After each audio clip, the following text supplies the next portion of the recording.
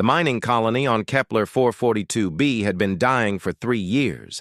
Not the quick death of an explosion or meteor strike, but the slow, grinding death of hope itself. The Zalari had built their settlement in the shadow of the planet's twin moons, where rare minerals lay buried beneath layers of crystalline rock. For decades, they had prospered. Their children played in hydroponic gardens, while their parents extracted wealth from the ground. Then, the machines started failing. Commander Thale stood on the observation deck of his ship, watching the human vessel approach through the viewport. The humans had answered their distress call within days, something that still amazed him. Most species in the galactic community took months to respond to requests for aid, if they responded at all. The humans had simply said they were coming and cut transmission. The human ship was nothing like the sleek curves of Zalari design or the geometric perfection of the Keth vessels. It looked like someone had welded together spare parts and somehow made them fly. Scorch marks and repair patches covered its hull.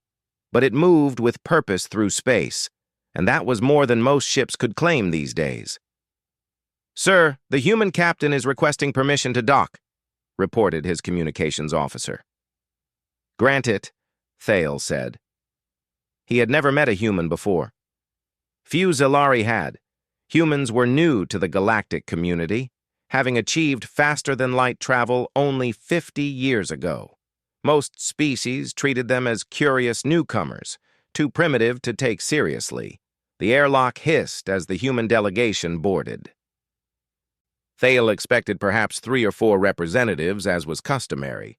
Instead, 23 humans entered his ship, carrying cases of equipment and moving with quiet efficiency. They wore simple work clothes rather than formal diplomatic attire. The leader stepped forward, a woman with graying hair and calloused hands. "I'm Captain Sarah Chen," she said in accented but clear galactic standard. "We came as fast as we could." "I am Commander Thale. We appreciate your response to our distress call, but I should warn you that our situation may be beyond help. Our mining equipment has been failing systematically. Our engineers cannot determine the cause." Captain Chen nodded. "We brought some folks who might be able to help with that. Mind if we take a look?" Within hours, the humans had dispersed throughout the colony like water flowing into cracks. They didn't ask for permission or wait for formal assignments. They simply saw problems and began solving them. Thale watched in fascination as a human engineer named Marcus took apart a failed atmospheric processor that Zalari technicians had declared irreparable. He worked without speaking, his hands moving with practiced precision. "How long has this unit been offline?" Marcus asked, not looking up from his work. 6 months, replied Jorik, the colony's chief engineer. "We cannot find replacement parts. The manufacturer went out of business 2 years ago." Marcus pulled a twisted component from the machine's interior. "This isn't worn out. Look at these stress patterns. Something's been sending power surges through your systems." Jorik examined the component. "That should not be possible. Our power grid is stable. Maybe the readings are stable, but something's definitely cooking your equipment from the inside." Marcus reached into his toolbox and pulled out a device Thale had never seen before. It hummed quietly as Marcus waved it over the atmospheric processor. "Yep, residual electromagnetic signature. Something's been broadcasting interference on a frequency that would mess with your control circuits." "But we have shielding against electromagnetic interference," Jorik protested. "You have shielding against natural EM sources," Marcus said. "This is artificial, targeted. Someone's been sabotaging your equipment remotely." The word hit the control room like a physical blow. Sabotage implied an enemy, and the Zalari had no enemies. They were miners, not warriors. They sold to anyone who would buy and asked no questions about politics or territory disputes. "Who would want to sabotage us?" Thale asked. Marcus shrugged. "That's above my pay grade. But I can tell you that your equipment didn't fail randomly. Every system that's gone down has the same signature. Someone wanted your colony to fail. Word spread quickly through the settlement. The humans worked tirelessly, repairing machines that had been broken for months. But more importantly, they brought something the Zalari had lost: hope. Children who had barely spoken in weeks began following the human workers around, asking questions and offering to help. Adults who had spent months staring at broken equipment with despair watched as humans fixed the unfixable. Dr. Elena Vasquez, the human expedition's xenobiologist, spent her time in the colony's medical center. The Zalari doctor, Healer Voss, initially protested that humans couldn't possibly understand Zalari physiology. Within hours, he was asking her opinion on treatments for conditions that had puzzled him for years. "Your people are suffering from more than equipment failure," Elena told Thale during one of her reports. "Chronic stress, depression, malnutrition from limited food variety. Your hydroponic systems have been producing only basic nutrition paste for months." "We have maintained adequate caloric intake," Thale said. "Adequate calories, yes. But look at your children. They're not growing properly. Your adults are showing signs of mineral deficiency. You need dietary variety, and you need hope." Elena had brought seeds, not just any seeds, but earth crops that had been genetically modified to grow in Zalari soil conditions. She worked with the colony's agricultural specialists to plant new gardens, showing them techniques for crop rotation and soil enrichment that human farmers had perfected over millennia. "These vegetables will provide vitamins your nutrition paste lacks," she explained as she demonstrated proper planting depth. "And the act of growing food, of nurturing life, helps with psychological healing." The colony children gathered around as Elena planted tomatoes, carrots, and a dozen other earth crops. She handed each child their own seeds to plant, showing them how to prepare the soil and space the rows properly. For the first time in months, laughter echoed through the colony's corridors. Meanwhile, Captain Chen worked with Commander Thale to analyze the sabotage patterns. The humans had brought sophisticated detection equipment that could trace the source of the electromagnetic interference. "The signals are coming from approximately 40 kilometers northeast of your colony," Chen reported. "Underground installation, heavily shielded. Whoever built it knows what they're doing." "We surveyed that area before establishing the colony," Thale said. "It was empty." "It's not empty now." Chen pulled up a holographic display showing the interference source. "This facility has been broadcasting targeted EM pulses designed specifically to disrupt Zalari technology. It's been operating for approximately 3 years. 3 years. Exactly when the equipment failures had started. Thale felt a chill run through his body. "Someone has been deliberately destroying our colony. Looks that way. Question is, what do we do about it?" Before Thale could answer, his communications officer burst into the room. "Commander, we're receiving a transmission. Unknown origin, but it's coming from the interference source." "Put it through." The holographic display flickered and changed, showing a creature unlike anything Thale had ever seen. It stood on 4 legs like a Zalari, but its body was covered in metallic scales that seemed to absorb light.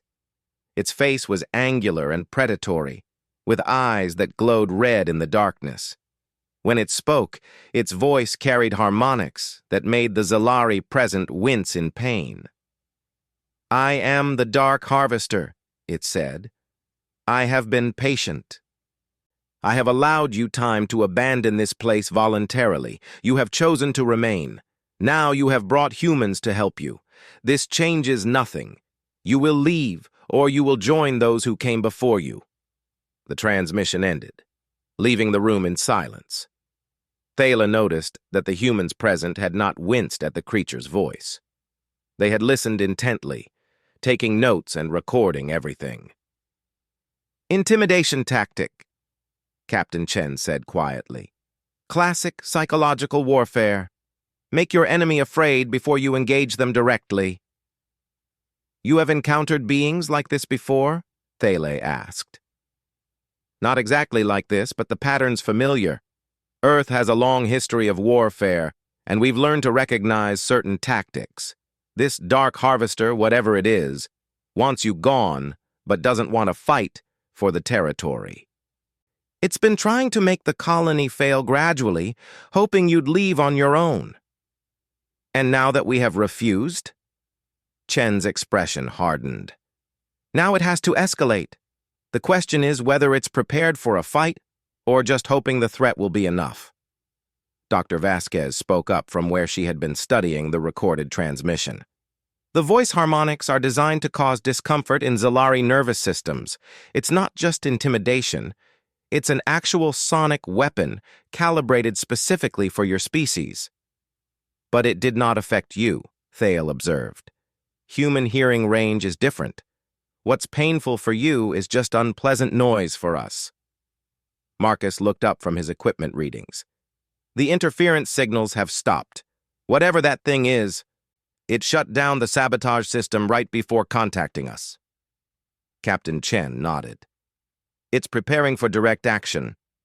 Commander Thale, I need to know. Do you want to fight for this colony, or are you willing to evacuate? Thale looked around the room at his officers, then out the window at the colony where human and Zalari children were playing together in the new gardens. For the first time in 3 years, his people had hope. They were healing, both physically and emotionally. The humans had given them something precious, something that couldn't be replaced by finding a new world to mine. We fight, he said. Chen smiled, and Thale was surprised to see genuine warmth in her expression. Good, because my people don't run from bullies. Over the next several hours, the humans transformed from helpful repair workers into something else entirely. They moved with military precision, setting up defensive positions and coordinating with Zalari security forces. Their equipment, which had seemed like simple tools, revealed hidden capabilities. How many humans are combat trained? Thale asked as he watched them work. All of them, Chen replied. On Earth, everyone learns basic military skills. It's part of growing up. Some of us specialize in other things, but we all know how to fight when necessary. The transformation was remarkable to watch. Dr. Vasquez, who had been gently teaching children how to plant seeds, was now calibrating medical sensors to detect non-human life signs. Marcus, the soft-spoken engineer, had assembled what appeared to be a weapon from spare parts in his toolkit. We need to know what we're fighting, Chen said as the humans completed their preparations. A recon mission to the interference source is necessary. That could be extremely dangerous, Thale warned. Everything worthwhile is dangerous, Chen replied. But we're not going in blind. We'll scout the facility, gather intelligence, and withdraw. No unnecessary risks. She selected 3 humans for the mission. Marcus for his technical expertise, a quiet woman named Anna who seemed to move like a shadow, and a large man called Bear who carried equipment that was definitely military in nature. They departed at sunset, moving on foot across the terrain between the colony and the underground facility. While they were gone, the remaining humans helped the Zalari prepare defenses. They showed the colonists how to reinforce structures against energy weapons and how to create overlapping fields of fire. But more importantly, they maintained the atmosphere of hope they had brought to the colony. "Why are you helping us?" Thale asked Captain Chen as they watched the humans work. "Your people barely know us. We have no alliance, no trade agreements. What do you gain from fighting our battle?" Chen was quiet for a long moment. On Earth, we have a saying. The only thing necessary for evil to triumph is for good people to do nothing. We saw people who needed help, so we helped. We found people being threatened by something that calls itself a harvester, so we stood with them. It's not complicated. Most species in the galactic community would require extensive negotiations before offering aid. Most species in the galactic community haven't spent their entire history fighting for survival on a world that was actively trying to kill them, Chen replied. Earth made us tough, but it also taught us that cooperation is the only way to survive. When someone needs help, you help them. When something threatens innocent people, you stop it. The recon team returned before dawn with disturbing news. The underground facility was larger than expected, extending deep into the planet's crust. But worse, it wasn't just a broadcasting station for the electromagnetic interference, it was a processing facility. For what? Thala asked, though part of him already knew the answer. Anna spoke for the first time since Thala had met her. Her voice was steady and cold. Bodies. The facility is full of organic remains from at least a dozen different species. All show signs of systematic harvesting of useful biological components. The Dark Harvester isn't just trying to drive us away, Marcus added. It's been using colonies like this one as farms. Let the settlers do the hard work of establishing infrastructure, then move in and harvest both the resources and the colonists. Bear activated a holographic display showing the facility's layout. It's got defensive systems designed to handle standard galactic military equipment, energy shields rated for Keth plasma weapons, armor designed to stop Thraxian kinetic rounds. But not designed to handle human weapons, Chen finished. Human weapons? Thale asked. Marcus grinned for the first time since Thale had met him. We tend to approach warfare differently than most species. While everyone else was perfecting energy weapons and kinetic bombardment, we kept developing more primitive technologies, chemical explosives, projectile weapons, things that most galactic powers consider obsolete. Sometimes the old ways work best, Bear added, especially when your enemy isn't expecting them. As dawn broke over the colony, the humans made final preparations for what they expected to be a direct assault. The Dark Harvester had given an ultimatum, and humans apparently didn't respond well to ultimatums. But the attack came earlier than expected, and from an unexpected direction.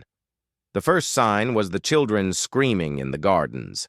Dr. Vasquez ran toward the sound, med kit in hand, expecting to find an injury from farm tools or plant thorns. Instead, she found something impossible. The plants themselves were moving, reaching toward the children with root systems that had emerged from the soil. "Everyone away from the gardens!" she shouted. "Unknown biological hazard!" The plants weren't just moving randomly. They were coordinated, reaching specifically for living targets while avoiding human-made objects. Worse, where they touched Zelari skin, the victims became motionless, their eyes vacant and staring. "It's some kind of neural paralysis," Vasquez reported over the communication system. "The plants are designed to capture, not kill." Captain Chen's voice came back immediately. "Understood. Moving to containment protocols." The humans responded with characteristic efficiency. Within minutes, they had established a perimeter around the affected gardens and were using improvised flamethrowers to destroy the hostile vegetation. But the attack was just beginning. All around the colony, the ground began to shift. More plants emerged, but these were larger, more aggressive.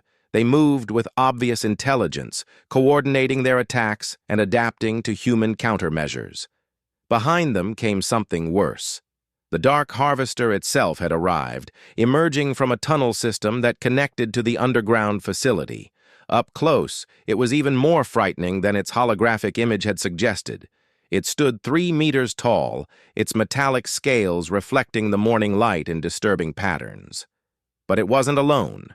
Dozens of creatures accompanied it, all clearly organic but heavily modified with mechanical components. They moved with the coordination of a hive mind, their modified eyes glowing with the same red light as their leader. "Harvested victims," Anna said quietly. "It doesn't just kill the colonists. It converts them." The Dark Harvester raised one arm, and the converted creatures spread out in a perfect military formation. When it spoke, its voice carried clearly across the colony without any technological amplification. "You see now the futility of resistance. Your defenders will join my collection, and your colony will serve my purposes. The humans cannot protect you from what you have already begun to become. Commander Thale looked down at his hands and felt his blood freeze. His skin was beginning to show the same metallic patterns he had seen on the Harvester's servants.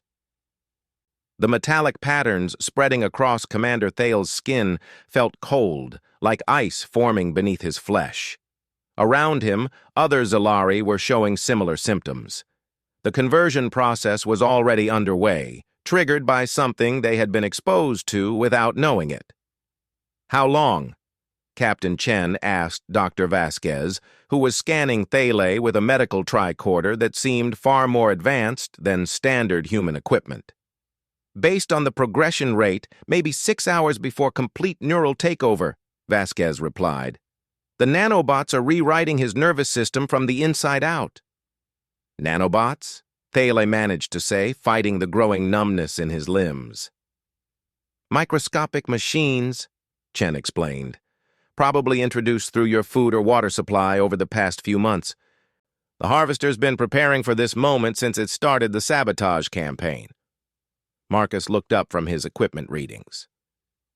The electromagnetic interference wasn't just destroying their machinery.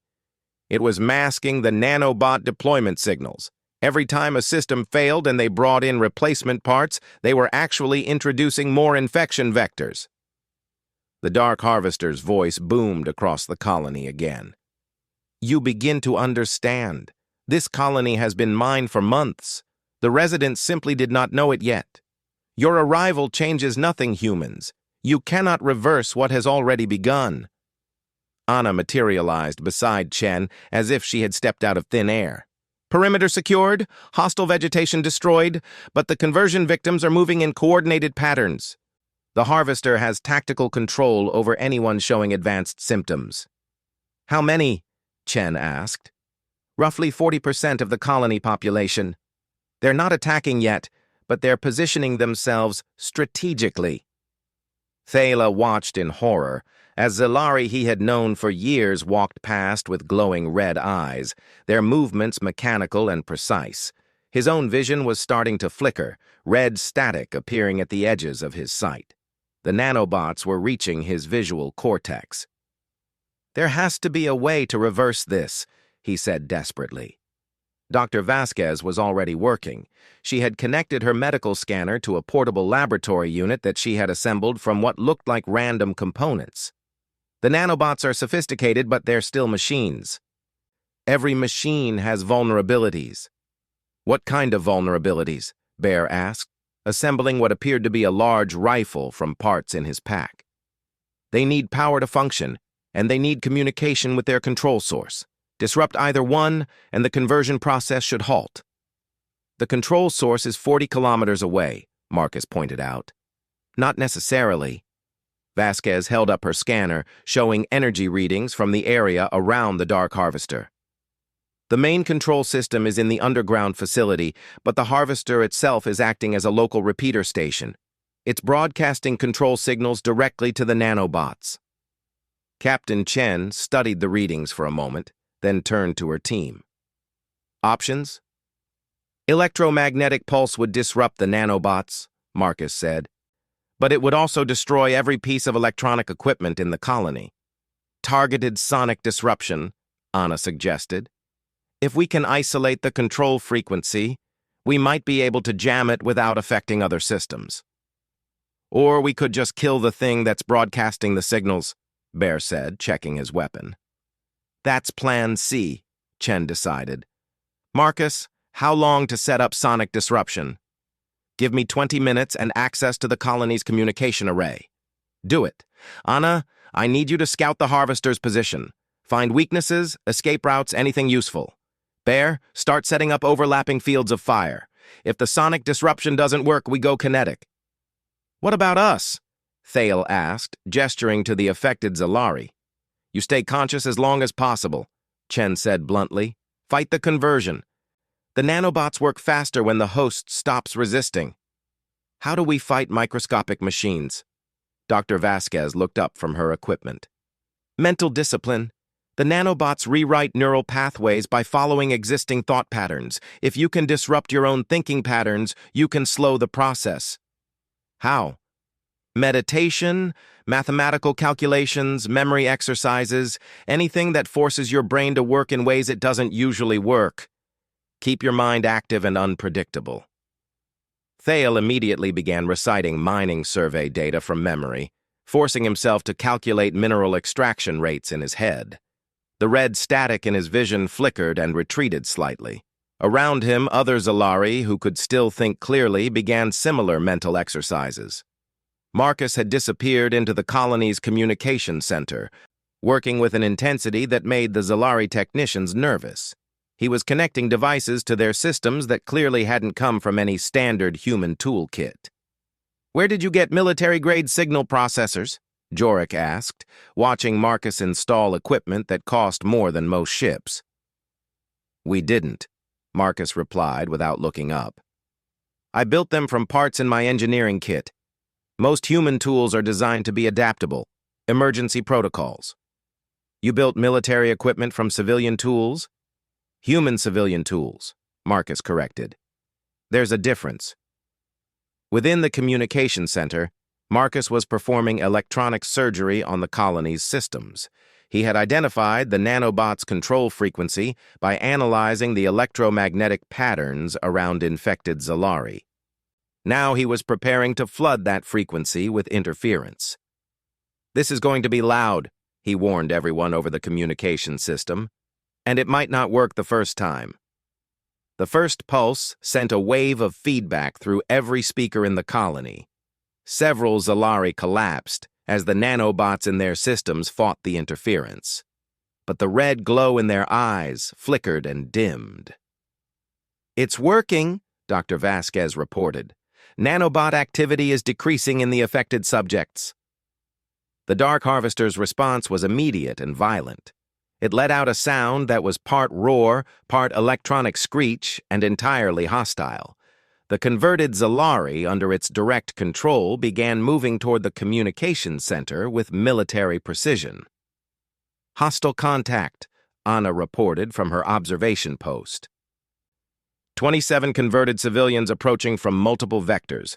They're armed with colony maintenance tools converted to weapons. Bear's voice came back calm and steady. "Understood. Engaging with non-lethal countermeasures." The humans had prepared for this scenario. Instead of simply shooting the converted Zalari, they used electromagnetic stunners that disrupted the nanobots' control signals temporarily. The converted colonists collapsed unconscious but unharmed, their systems overwhelmed by conflicting signals. "Second pulse ready," Marcus announced. This time, the interference was more precisely calibrated. The nanobots and several Zalari simply shut down, their metallic skin patterns fading as normal coloration returned. But the process was far from complete. The Dark Harvester had learned from the first attack. It adjusted its broadcast frequency, adapting to the humans' interference patterns with disturbing speed. Worse, it began moving toward the colony's main settlement, its mechanical servants spreading out in a coordinated assault formation.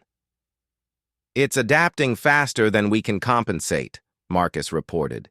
"Each pulse we send, it adjusts its signal to counter. We're in an electronic arms race." "How long can we keep this up?" Chen asked. "Maybe 3 more pulses before it adapts completely. After that, sonic disruption won't work anymore." Captain Chen made a decision that would have seemed insane to most galactic military commanders. Instead of continuing the electronic warfare, she ordered her team to switch to direct action. "Bear Anna with me. We're going to have a conversation with our new friend." "That's suicide," Thale protested. "The Harvester is 3 meters tall and covered in armor. Your weapons can't possibly penetrate its defenses." Chen smiled, and for a moment, Thale saw something that made him understand why humans had survived on their hostile homeworld. "Commander, you're thinking like most galactic species. You're assuming we're going to use energy weapons or kinetic rounds designed to penetrate armor. What else is there?" "Chemistry," Anna said, producing what looked like a simple glass bottle from her pack. Humans spent thousands of years developing chemical weapons before we ever thought of energy projection. That's acid, Bear added helpfully. Specifically a compound designed to dissolve the molecular bonds in most metallic alloys. We developed it for industrial mining operations. You're going to use mining acid as a weapon? Jorik asked, amazed. We're going to use everything as a weapon, Chen corrected. That's what humans do. We improvise. The three humans left the colony's defensive perimeter and approached the Dark Harvester directly. They didn't sneak or try to find cover. They walked openly across the open ground, carrying their improvised weapons like they were going to a business meeting. The Dark Harvester stopped its advance, clearly puzzled by the humans' behavior. It was accustomed to enemies who either fled in terror or charged in desperation. The humans did neither. They approached methodically, stopping just outside what they calculated to be the creature's attack range. "Dark Harvester!" Captain Chen called out in a voice that carried clearly across the battlefield. "I'm Captain Sarah Chen of the human ship Determination. I'd like to discuss terms." The creature's laugh was like metal grinding against stone. "Humans, you offer negotiation when you have nothing to negotiate with. Your sonic weapons have failed. Your people are already infected. What could you possibly offer me?" "Information," Chen replied. "We know what you are." For the first time since its arrival, the Dark Harvester seemed uncertain. "Explain." "You're not the first of your kind that humans have encountered. 3 years ago, a similar entity attacked a human colony in the Centauri system. Same tactics, same technology, same arrogance." This was clearly news to the Harvester. Its metallic scales shifted patterns as it processed this information. "Impossible. My kind does not leave survivors. Your cousin didn't either," Anna said quietly. "We made sure of that." The Dark Harvester's red eyes focused on Anna with new attention. "You killed one of my species?" "We vaporized it," Bear confirmed, "along with its entire installation and about 50 square kilometers of surrounding territory. Humans don't believe in half measures." "Lies," the Harvester said, but its voice carried less certainty than before. Chen reached into her pack and withdrew a device that began projecting a holographic recording. The image showed a creature nearly identical to the Dark Harvester, standing over human colonists who showed the same metallic conversion patterns now affecting the Zalari. The recording showed the entire battle, ending with a massive explosion that left nothing but a crater where the creature and its facility had been. "Nuclear weapons," Chen explained conversationally. "We brought 3 with us, just in case." The Dark Harvester took a step backward. "You would destroy this entire colony to stop me?" "If necessary," Chen said, "but we'd prefer not to. Nuclear weapons make everything radioactive for decades afterward, and these people don't deserve that. So we're offering you a choice." "What choice?" "Leave now, under your own power, and never return to this system. We'll give you a 1-hour head start before we decide whether to hunt you down." "And if I refuse?" Chen's expression became completely emotionless. "Then we skip the nuclear option and handle this personally. Your choice." The Dark Harvester studied the 3 humans for a long moment. Despite their small size and primitive-looking weapons, something about their calm confidence was deeply unsettling.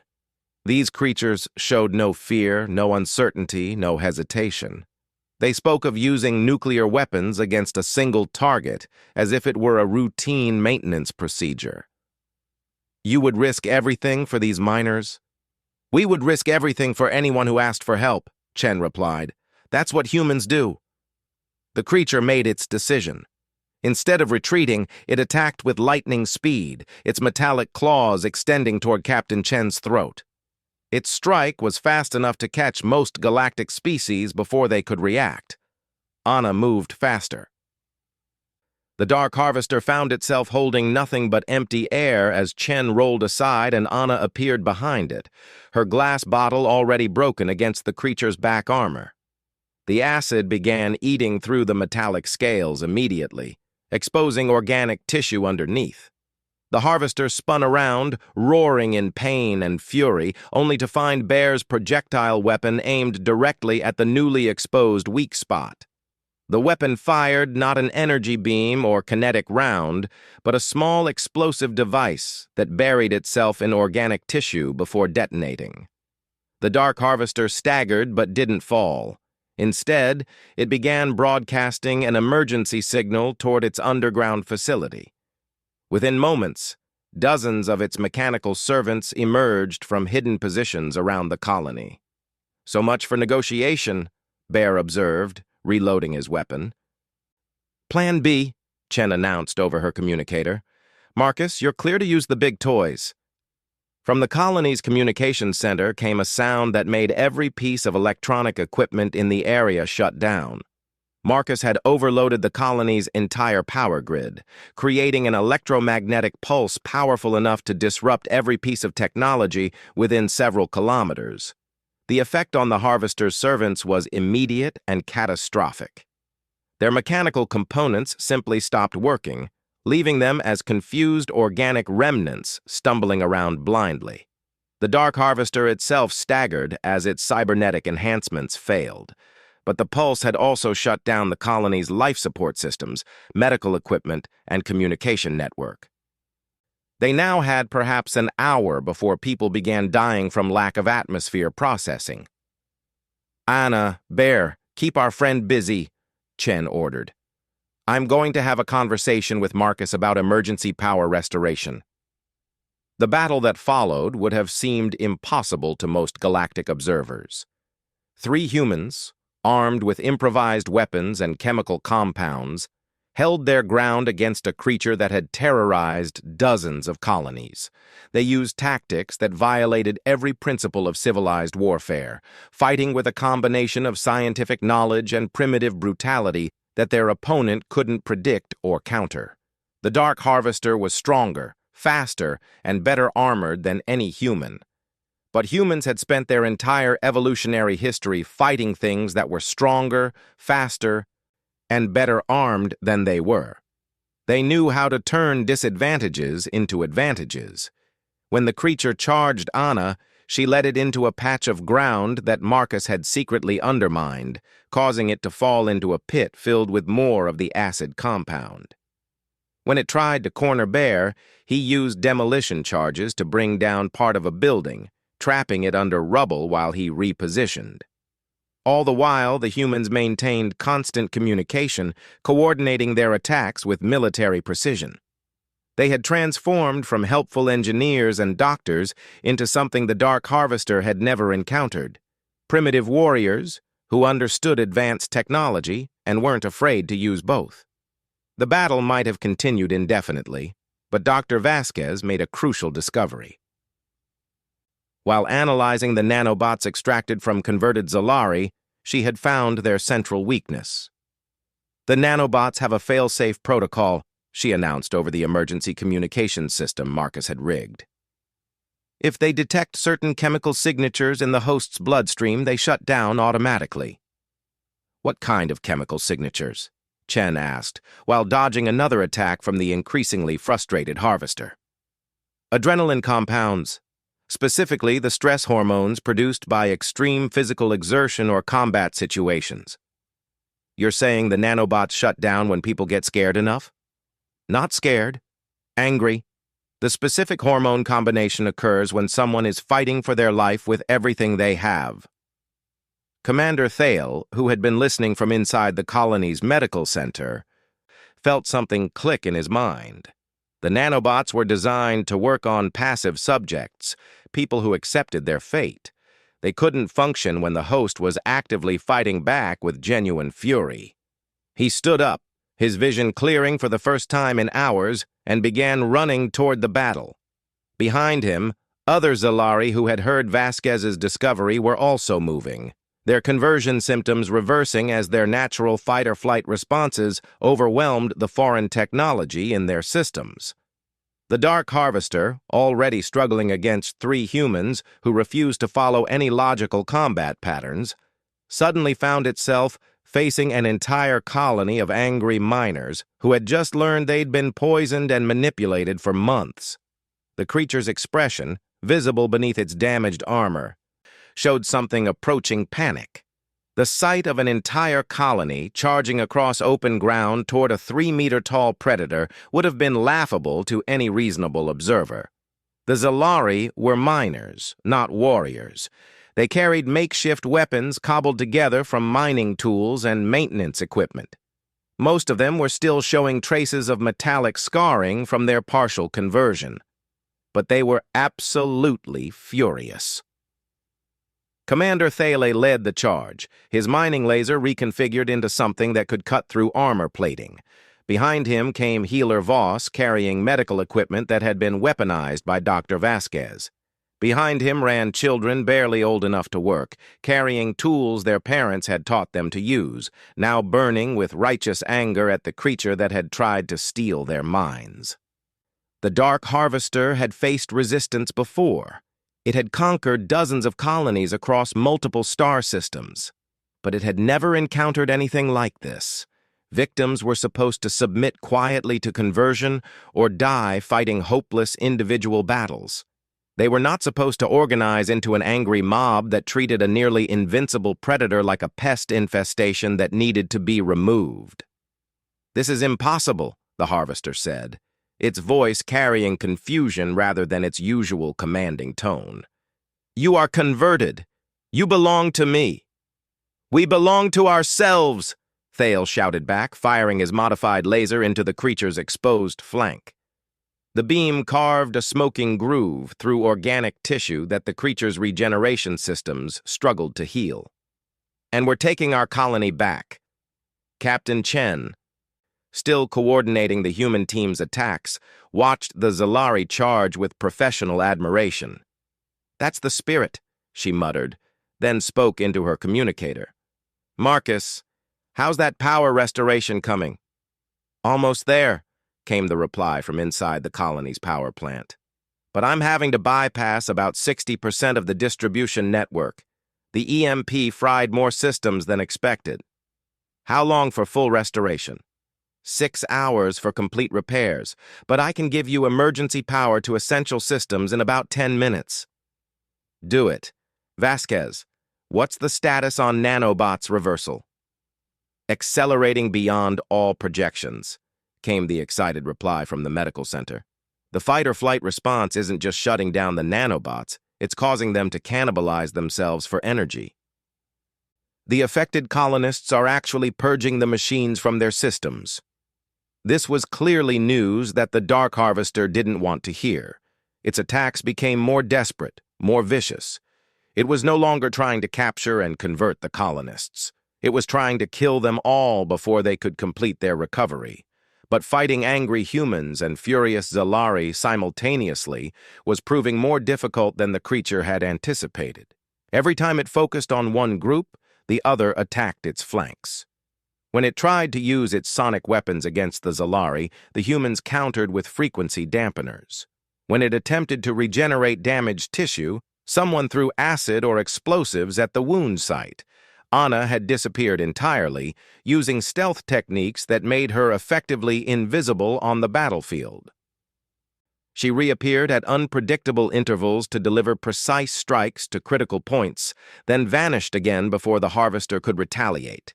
Bear was providing covering fire from multiple positions, his projectile weapons proving far more effective against organic tissue than the energy weapons the creature had evolved defenses against. But it was the Zalari who were winning the battle. Their fury at being manipulated and controlled had unlocked something primal in their normally peaceful species. They swarmed the Dark Harvester like antibodies attacking an infection, each individual attack minor, but their combined assault overwhelming the creature's defenses. Jorik had modified his atmospheric processing equipment into a chemical sprayer that dissolved the creature's metallic armor on contact. The colony's children, working in coordinated teams, used mining charges to create pitfall traps that forced the harvester to fight from disadvantageous positions.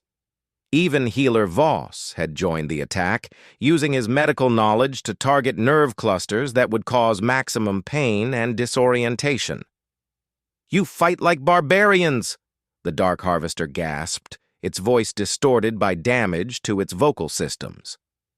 "We fight like people who refuse to be harvested," Thale replied, pressing his attack with renewed vigor.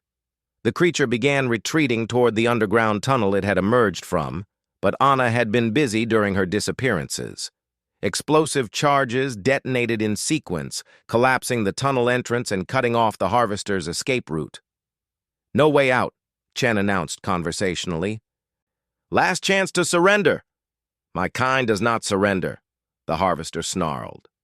"Then your kind dies," Bear replied, loading something into his weapon that looked distinctly more dangerous than his previous ammunition. The Dark Harvester made one final desperate attack, broadcasting every control signal it could generate in an attempt to reactivate the nanobots in the colonists' systems. For a moment, some of the Zalari staggered as foreign signals tried to override their neural pathways, but Dr. Vasquez had been prepared for this. She activated a device she had been assembling throughout the battle, generating a counter-signal that didn't just jam the Harvester's transmissions, but actively destroyed any remaining nanobots in the colonists' systems. "That's impossible," the creature said, its voice now weak and disbelieving. "Those nanobots are designed to be undetectable and indestructible. They were designed by someone who never had to deal with human engineers," Vasquez replied. "We specialize in breaking things that are supposed to be unbreakable." "How?" Marcus emerged from the power plant, wiping his hands on a rag. "Simple. We figured out how your nanobots communicate with each other, then we taught them to send each other shutdown commands. Basically, we convinced them to commit suicide." "That should not be possible." "Lots of things shouldn't be possible," Chen said. "Humans existing, for example. Our planet spent 4 billion years trying to kill us, and we're still here. We got good at making the impossible happen." The Dark Harvester looked around at the assembled humans and Zalari, all armed and angry and completely unafraid of something that had terrorized dozens of worlds. For the first time in its existence, the creature experienced something that might have been fear. "What are you?" it asked. "We're people who help our friends," Chen said simply. "And right now, our friends want you gone." The final attack came from an unexpected source. The colony's children, led by a young Zalari girl who couldn't have been more than 10 years old, had been working together on a project while the adults were fighting. They had connected all of their mining equipment into a single, massive drilling array. "Commander Thale," the girl called out, "please move away from the bad thing." Thale looked at the improvised mining rig the children had assembled and immediately understood. He grabbed Captain Chen and dove for cover, shouting for everyone else to do the same. The drilling array activated with a sound like thunder. It had been designed to cut through solid rock, but it worked just as well on organic tissue and metallic armor. The Dark Harvester simply ceased to exist, vaporized by industrial equipment operated by children who had decided they were tired of being scared. In the silence that followed, the only sound was the steady hum of mining equipment and the distant rumble of the power plant coming back online. "Well," Bear said after a moment, "that was educational." Dr. Vasquez was already moving among the colonists, checking for any remaining traces of nanobots. Her scanners showed nothing but healthy Zalari physiology. The conversion process had been completely reversed. "How do you feel?" she asked Commander Thale as she checked his vital signs. "Tired," he admitted, "but alive. More alive than I've felt in months." "The nanobots were suppressing more than just your free will," Vasquez explained. "They were dampening emotional responses, creativity, initiative, everything that makes someone truly alive rather than just functional. Thele looked around at his people, seeing them clearly for the first time in months. They were laughing and crying and hugging each other. Children were chattering excitedly about their successful engineering project. Adults were making plans for rebuilding and expansion. The colony felt alive in a way it hadn't since the equipment failures had begun. "Thank you," he said to Captain Chen, "for everything." "Don't thank us yet," Chen replied.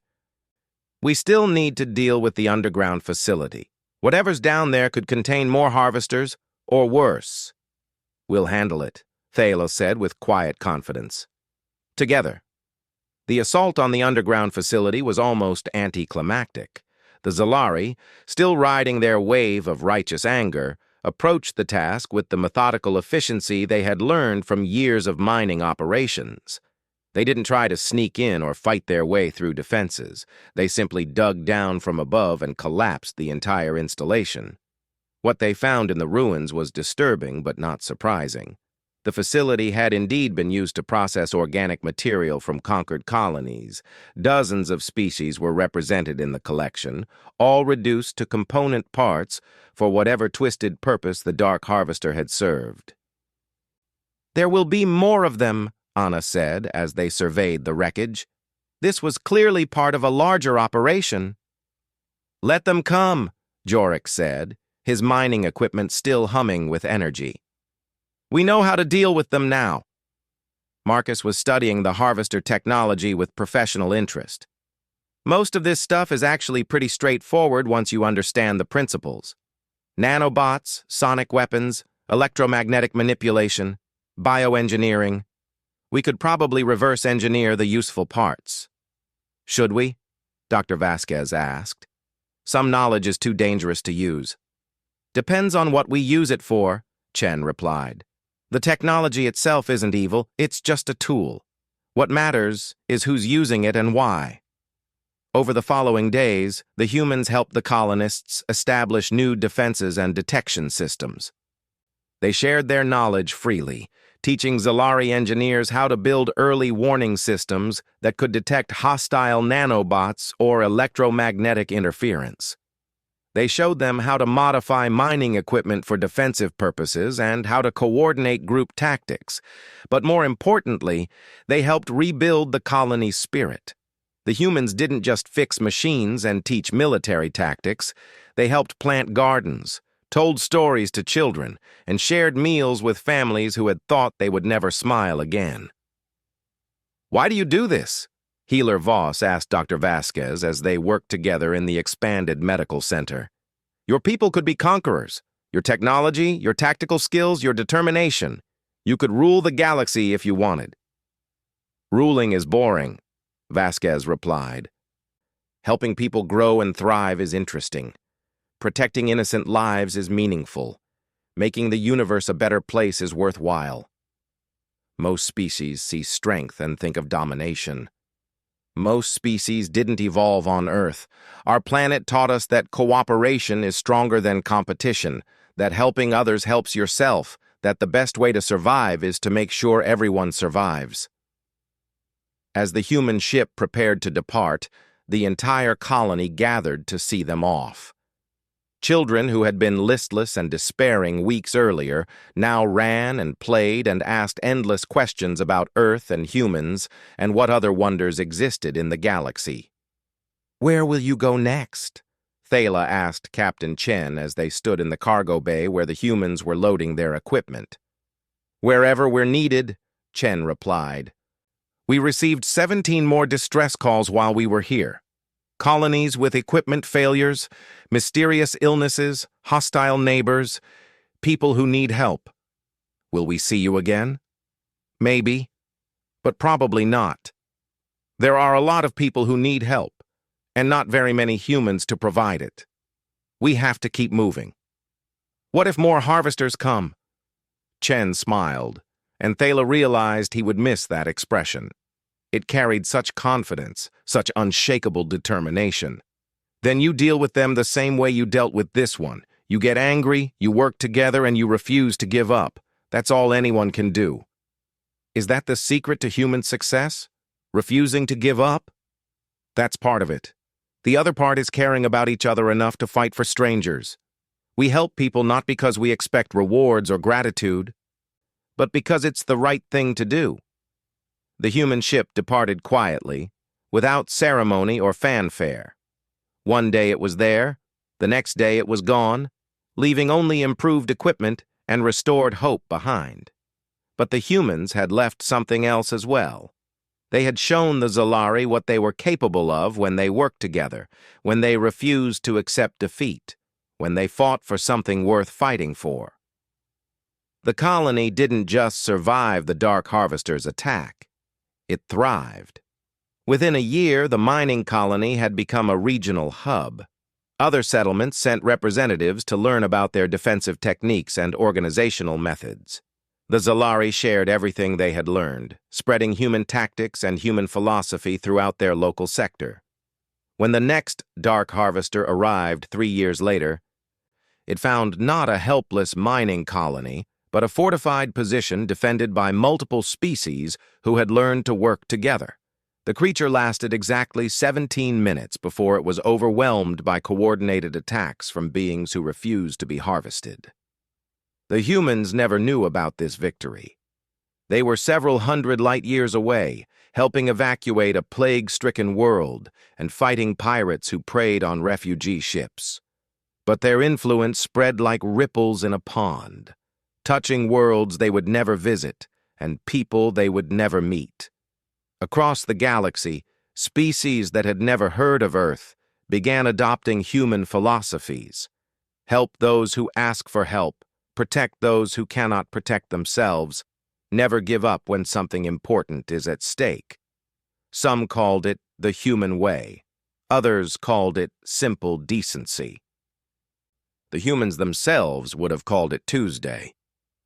Commander Thale, now serving as the regional coordinator for colonial defense, kept a picture on his desk from the day the humans departed. It showed human and Zalari children working together in the gardens that Dr. Vasquez had planted, their faces bright with laughter and hope. Whenever representatives from other worlds asked him to explain the human way, he would show them that picture and say, "This is what happens when people refuse to let the darkness win. This is what happens when you lift each other's spirits and keep them lifted, no matter what wants to drag them down." And in the space between stars, human ships continued their journeys, carrying hope and help and the unshakable conviction that every person mattered, that every call for aid deserved an answer, and that the universe was a better place when people took care of each other. They were still lifting spirits wherever they went.